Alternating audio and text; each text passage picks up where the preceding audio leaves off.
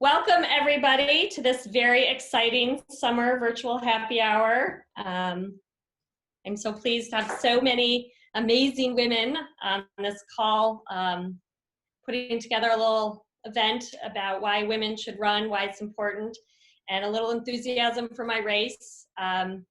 We're gonna hear a few remarks from Secretary Clinton, who is my former boss and taught me so many things and was such an inspiration to work for.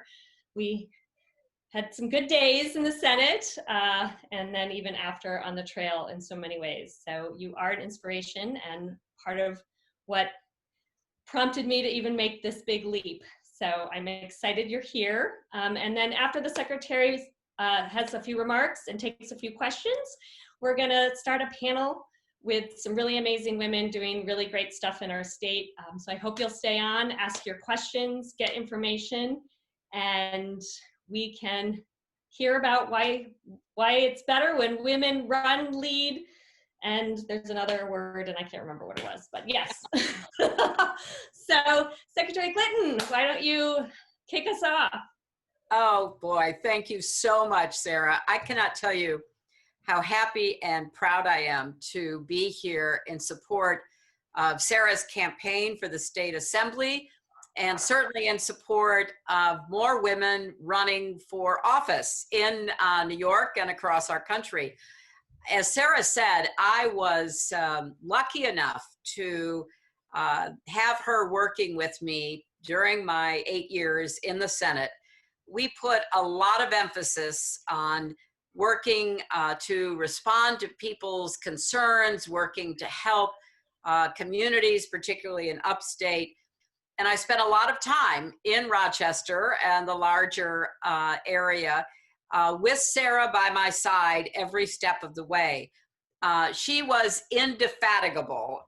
She never met a crisis or a problem that she didn't think could be addressed. She would be willing to go anywhere, to meet with anybody. She was so much on the front lines of our entire Senate team. I remember, for example, we had a terrible storm that particularly devastated Rochester and Buffalo and points in between. I think at the time, Sarah was 6 months pregnant. I said, well, you know, we're going to try to get up there. We want to see what we need. Got to get the disaster declaration, try to begin recovery. And, you know, I was trying to give her a way to say, well, you know, I'm 6 months pregnant. I think I'll stay home. But instead she said, well, I'm getting in my car. I'm going to drive to meet you in the middle of a, blizzard, which of course she did, and then was instrumental in everything we were able to do afterwards. I also remember during the big East Coast blackout that we were trying to make the case to save the VA. And, Sarah did not let something like a blackout stop her from going forward with a rally and meetings to try to make the case, which, we were able to, about the importance of the VA in the larger community and the services that it provided our veterans. So I can vouch personally for the kind of representative that Sarah would be. The people of Rochester and the entire district she would represent would be incredibly blessed to have someone of her energy, her commitment and dedication, and her can-do problem-solving experience. And I also believe that at this time in our country, we need people who are going to really respond to the needs of their constituents. We are in the midst of a continuing global pandemic and a, reminder of the continuing ravages of systemic racism and sadly the loss of life because of the problems that exist between our police and the communities that they should be working to serve and protect. So we need people in office who are going to be willing to ask the hard questions and then bring people together to come up with answers. And there's no doubt in my mind that Sarah would be the kind of representative that Greater Rochester has always needed and has had in the past.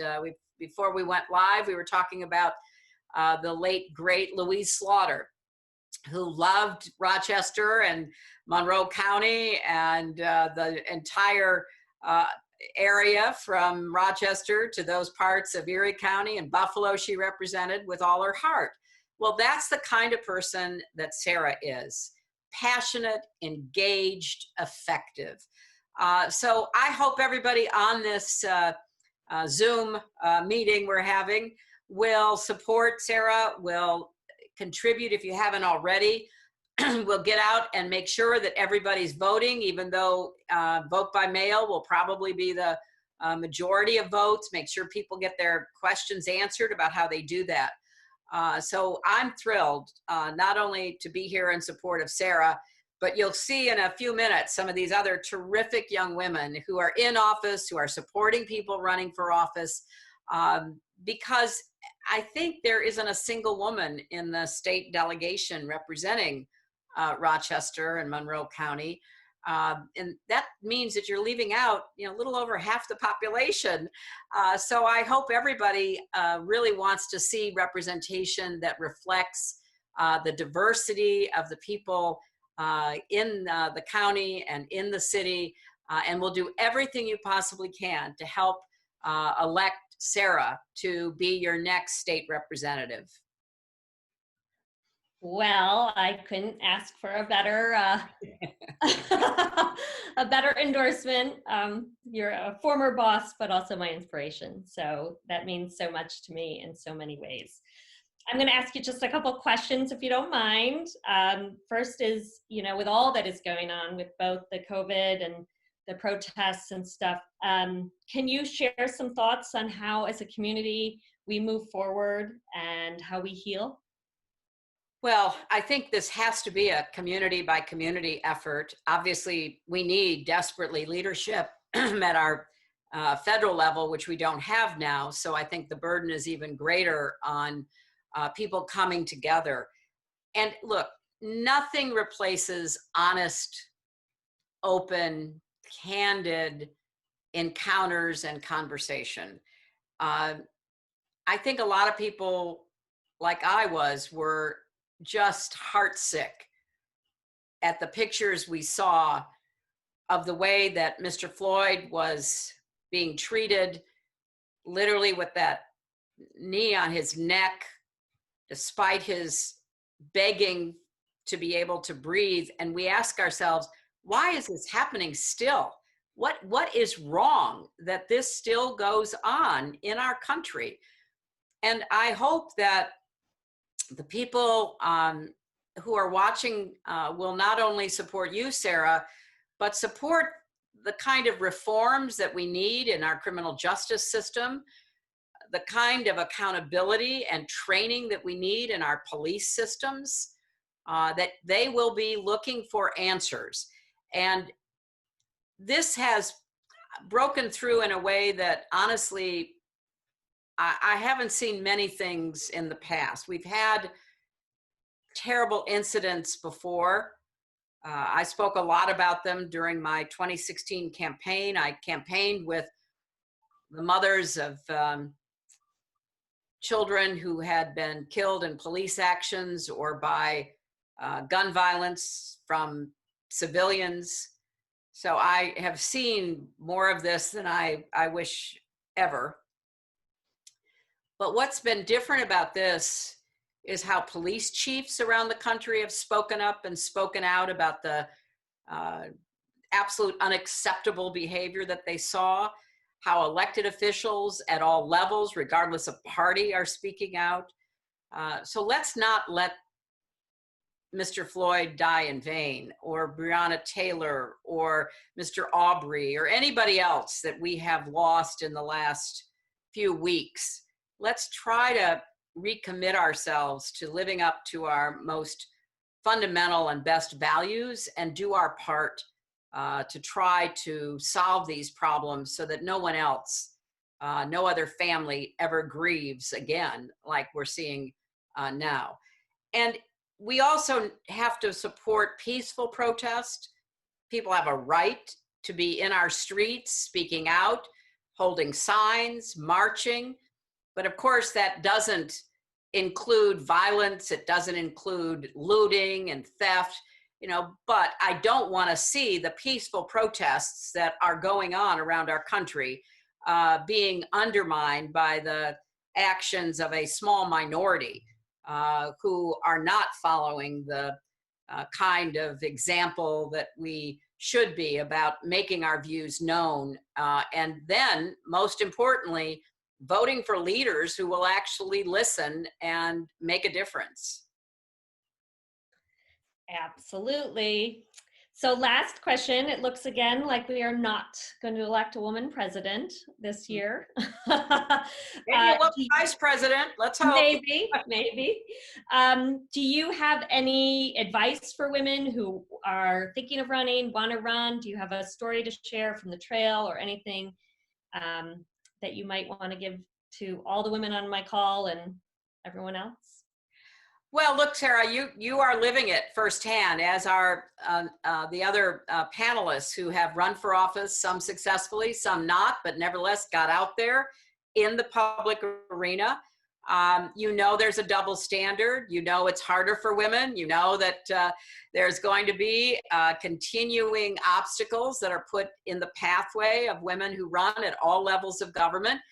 But that just should spur us on to be even more determined to get out there and to make our cases, to be willing to put out an agenda, stand up for it, speak out for it, demonstrate what a difference your election can make.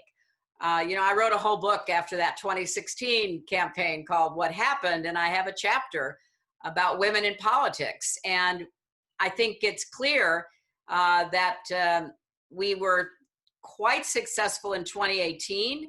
A lot of women ran and won congressional seats, won state legislative and county and city seats. So we just have to get in the arena. And one thing that I hope is that more women will support women, because there really is a difference between women who lead in public life than their male counterparts. Very often they're focused on issues that have to do with the balance of family and work, with the healthcare needs that are specific to women, and so much else. And I have personally really been intrigued by the studies that have been done, pointing out that women leaders during this pandemic health crisis have actually done a better job on average, from New Zealand to Taiwan to Germany. They have led with empathy. They have followed the science. They have brought people together. That's the kind of leadership we need. And so don't get discouraged. Keep going and support candidates like Sarah, who will bring all of her experiences, including being a wife, a mother of 3 kids, an active volunteer, somebody who has been involved in politics and public policy. She'll put all that to work for you. And I think that's what you'll find with women candidates and women elected officials. We love to roll up our sleeves. We're maybe not the first one to seek out the camera. We're more likely to be in the back room talking to folks, trying to figure out what we're going to do together. And boy, do we need that now. And so let's keep supporting women, particularly young women. Thank you, Secretary, so very, very much. I so appreciate you taking a moment out of your time to do this and just give me that little boost that I need as we hit the final stages of the next few weeks. So it really is so meaningful to me. So thank you. Well, I hope everybody on this Zoom helps you, Sarah, because I personally would be delighted and honored to have you represent me in Albany. And since I don't live in your potential district, I'm hoping that everybody else who is participating will feel exactly the same way. And thanks to all the panelists you're going to hear from, because I know a couple of them, some personally, some by reputation, and you're in for a real treat. Wonderful. Thank you. Have a good everybody. one. Thank you. All right. So we are going to move into